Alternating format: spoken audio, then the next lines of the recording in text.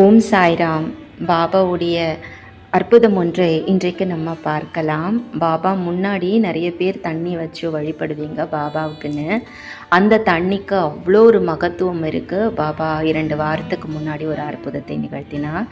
நம்ம பொதுவாகவே பாபா அப்படின்னாலே அவருடைய உதியை உட்கொண்டும் அவருடைய சச்சரிதத்தை பாராயணமும் பண்ணுவோம்.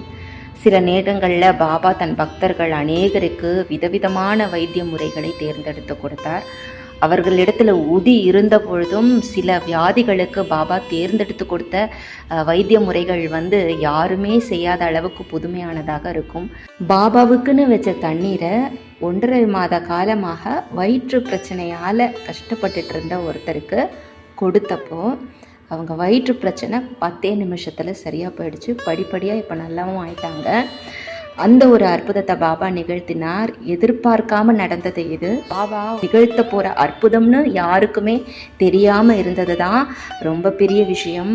இது மூலமாக எல்லோருக்கும் சொல்வது, பாபாவுடைய சன்னிதானத்தில் இருக்கக்கூடிய ஒவ்வொரு பொருளுக்குமே அசாத்திய மகிமை உண்டு.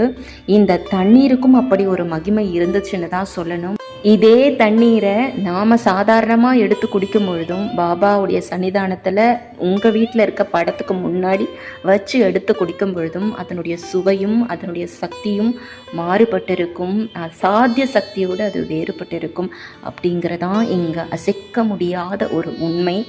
இதை நம்ம செய்து பார்க்கறதுக்கு நம்மக்கிட்ட முக்கியமாக ஒரு விஷயம் கட்டாயமாக இருக்கணும். அதுதான் நம்பிக்கை.